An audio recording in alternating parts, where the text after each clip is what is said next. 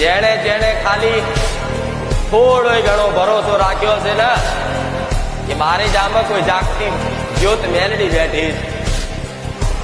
દીકરાઓ યાદ કરજો, દીકરી યાદ કરજે. કદાચ અડધી રાતે યાદ કરો, ગમે તે સમય ચોગાડિયામાં યાદ કરો.